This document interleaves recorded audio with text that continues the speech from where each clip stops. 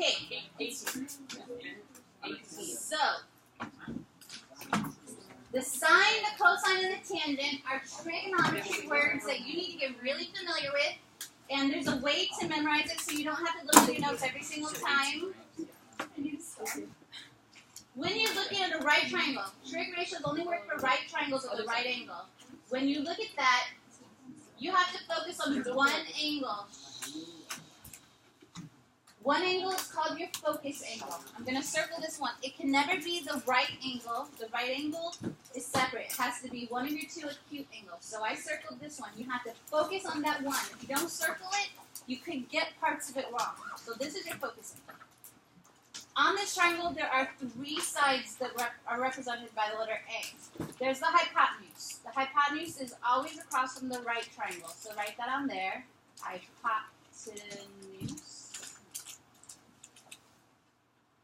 That will never change. That will always be across from the right angle no matter what.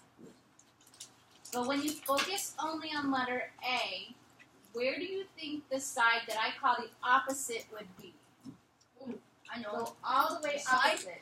Which Side side? or angle? Side. Which Okay, side? let's do the bottom one. The bottom one. Excellent. Opposite. When you think of the word opposite, think of other side. It's on the other side of the triangle from the letter A. And we have another fancy word, starts with an A. It's called adjacent. And you might remember this from the beginning when we said adjacent angles were right next to each other. Adjacent means two things that are side by side. So this side is connected and right next to the letter A. So you have three important sides, the hypotenuse, the opposite, and the adjacent side. This is the actual word, sine, but it's abbreviated S-I-N, and we always put the angle afterwards. This could be a variable or this could be a number of degrees. The sine of A, in your calculator you'll see it as S-I-N, and it's, yeah, but we pronounce it the same way, it's sine. And the definition is going to be the opposite side over the hypotenuse side. The opposite side over the hypotenuse. So there will be numbers or variables or things that we will plug in for this fraction. It's an opposite over hypotenuse. The cosine of A, we abbreviate it COS, but we still call it cosine, not just cos. It's the cosine of A, and it has another definition.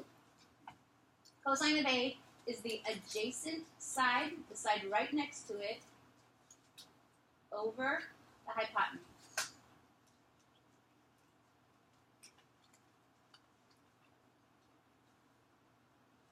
And then the tangent of A, we abbreviate it TAN, just like you see in your calculator, but what comes after that is always the angle. The tangent of A is going to be represented by the opposite over the adjacent. Now, when you're working, you can refer back to your notes, but there's a simple word you can memorize that always tells you how to put it in the right order. And you have to spell it right so that it puts all the letters in the right way. It's like this. Someone saying it? Someone recognize it already? Yup. So, that's S-O-H.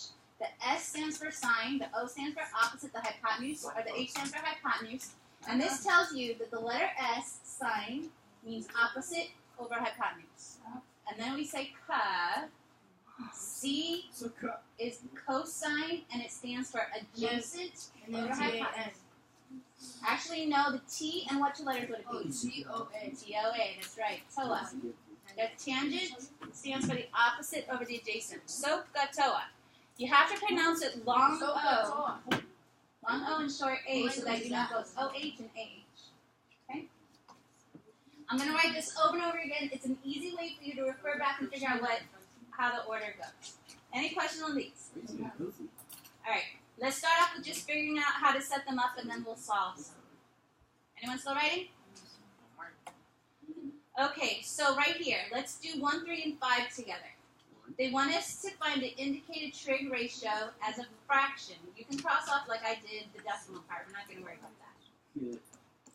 So number 1 is the sine of m. M is my focus. M is what matters. So I look at the triangles here and I find m and you have to circle it. You've got to get your mind focused on this one right here. You got it already? Okay. Good. Now let me just go through it slowly to make sure everyone sees the steps.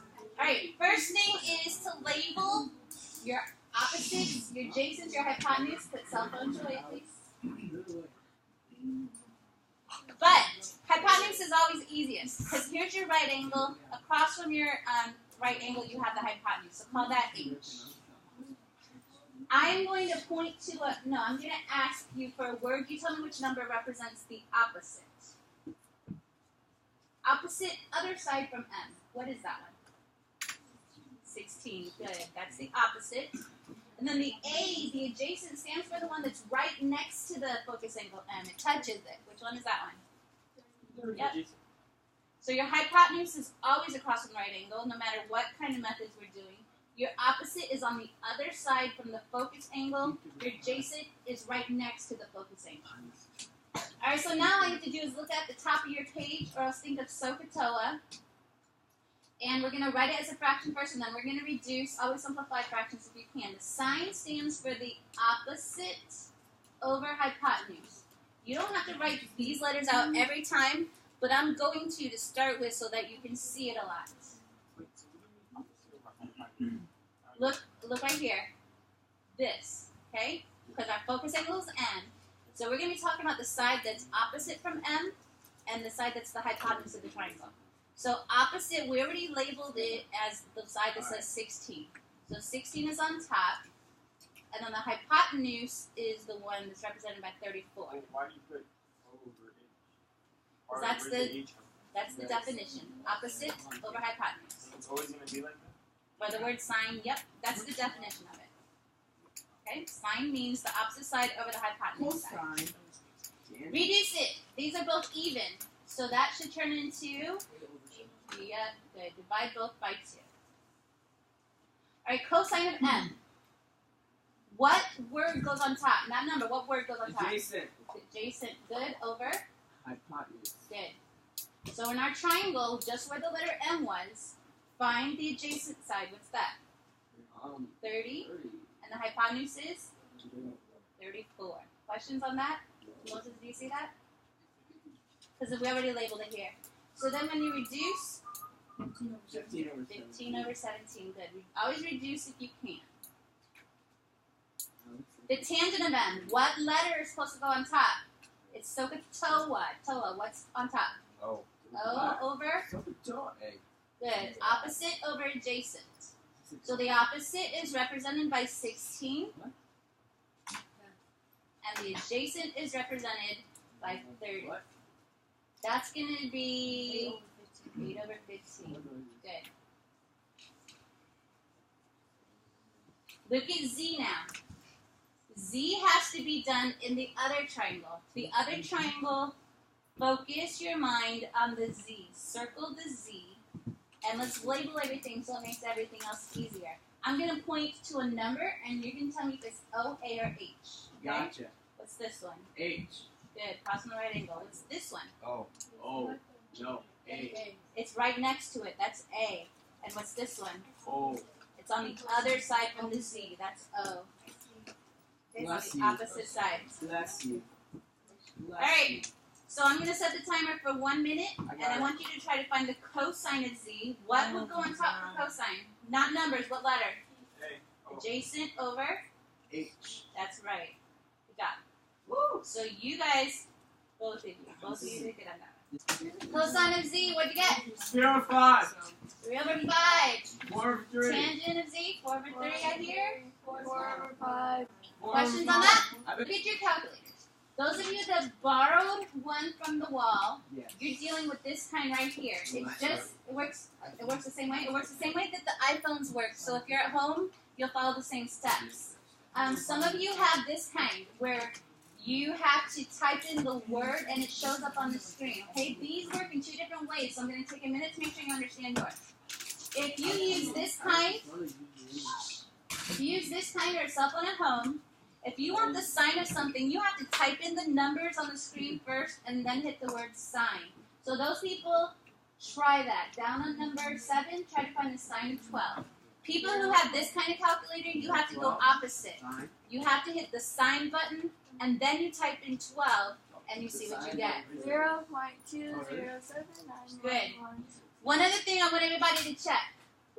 Sine, cosine, and tangent is, you're going to get into a lot of different things in trig, but for this class, we're only going to deal in degrees. So on your screen, there should be a little D or DEG, something like that. If you have R, RAD, G, GRAD, anything like that, it's going to mess up your answer. It has to be in degrees. So we're going to test that right now to see if everybody's calculator is set right. Try to see. The 5 has a number past it that makes it go up to 6. Alright, we're not going to do... Okay, now there's something that I thought I had printed up in the notes and I didn't. So we're going to take a little bit of time to get that put in as well. Up in the top right-hand corner, really small, write these steps. There's 5 of them. Okay? We're going to start off with one at a time. So step number 1, circle the focus angle. Right there. Circle the focus angle. We can never use the right angle. This one is blank. So the 33 is going to become our focus angle this time. So number 1, you have to choose and circle the focus angle. Without that, your numbers will not come out right. Alright, number 2 to write down. From that focus angle, we have to label the H, the O, and the A. The hypotenuse, the opposite, and the adjacent.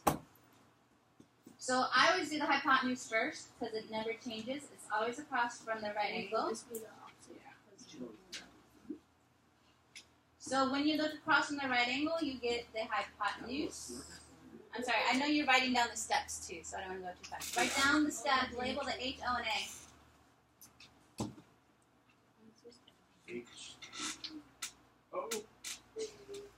Okay, so now this X here, what is that one represented by? Opposite, good. O. It's across from, or it's on the other side from the 33 degrees, opposite side. Now this one right here, technically that would be represented by what? A, the adjacent. But here's the thing. That is not important to this problem because there's nothing else there. What's important to your problem is the number that you want to find, the X, and the number that they already gave you, the 14. Focus really hard on this part. The the unknown that you're trying to find and the information that's given to you, those 2 pieces of information are the most important because now we're going to use that to figure out which word we're going to use. Don't write this down. You already have it.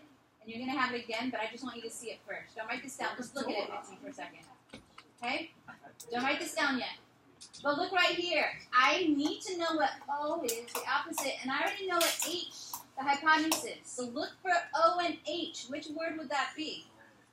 Right here. You see the O and the H? What word would we write because of that? Sine. That's how that works. Okay? So, copy the next step down and then we'll do it. Use SOHCAHTOA to make an equation. So if you look right here, Guys, come on. it's O and H right here, which means that it goes with the letter S. So we're going to use the letter sine, the word sine. Oh.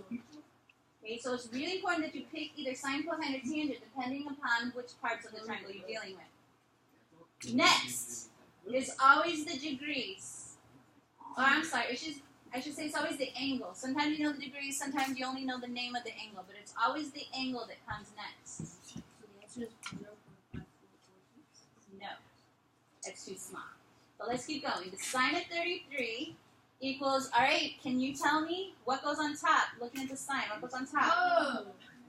So O on top and then what on bottom? H. So look over here, the O is X, Oh. X on top, and the H on bottom. What's the H? 14. Okay, there you go. So it's not hard as long as you know those basics of SOHCAHTOA. The sine of the angle equals the opposite X of the hypotenuse 14. Alright, last thing to copy down for today is this part. Wait. Whenever you use the word degrees, whenever you know the degrees, you do this. Put it over 1. So you cross multiply x times 1, x, good. And then you cross multiply the sine of 33 times 14, and this is where your calculators come in. Oh. But you have to be really careful to know your calculator well. You have to be really careful to find the sine of 33 before you multiply it by 14. I don't want you to do 13 or 33 times 14. That'll give you the wrong answer. There's no 33 in this problem. It's the sine of 33. So here's how you do it. With your calculator, 7. if you're borrowing one from me, you're going to do 33 and then hit the sine button. If you have a different kind, you're going to hit the sine button and then 33. So let's see, make sure it's in degrees. 33 sine. That's this, but it's not. Times 14. That's right. Times 14. But even this isn't the answer. What do I do for the final answer? Equal. Gotta hit the equal sign. There you go. 7. Okay, now these directions and here's 10. 4. Only one decimal place, 7.6. That's right. Do whatever the directions say. Alright, I'm serious about this. I need to know who needs help with their calculator.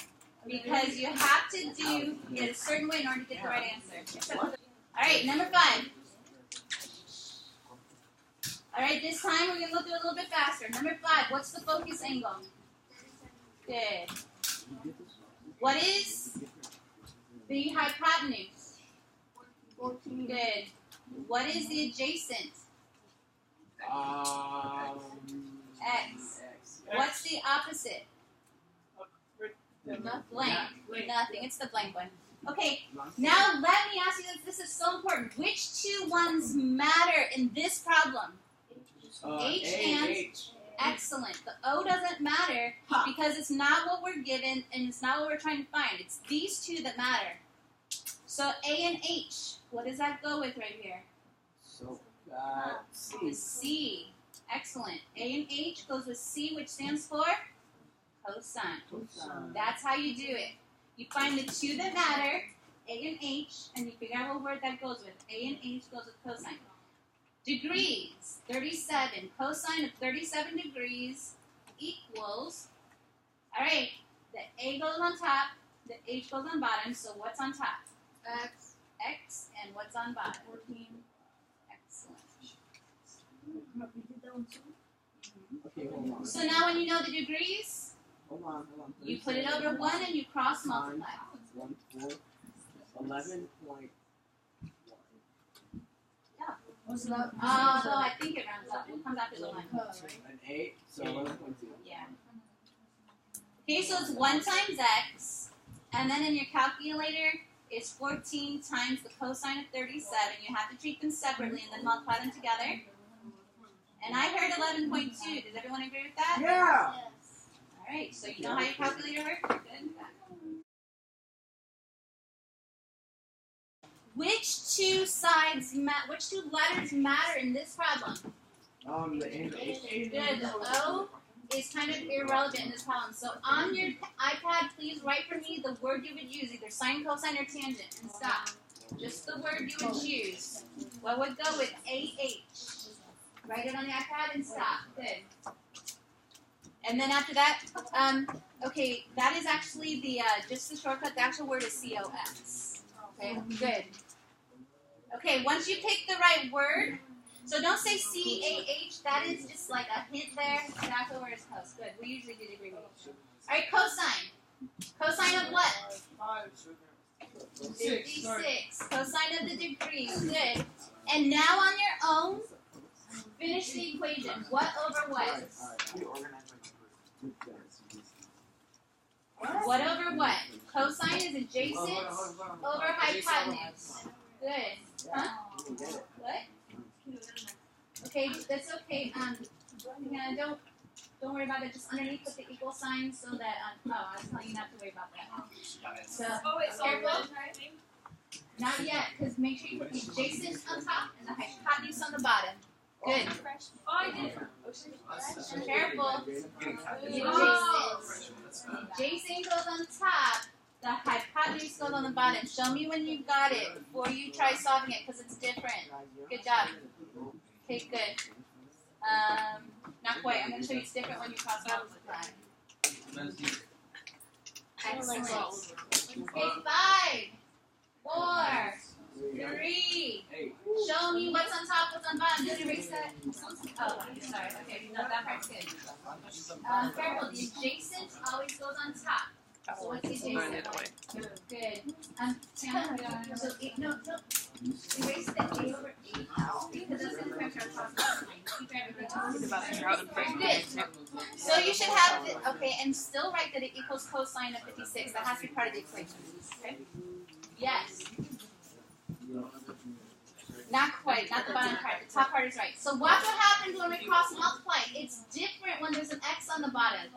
It's not cosine of 56 times 10, is it? It's the cosine of 56 times what? So we're going to write the cosine of 56 and then times x. And it's okay. You're still going to be able to do that in your calculator. You just need to know about it. Cosine of 56 times x equals what?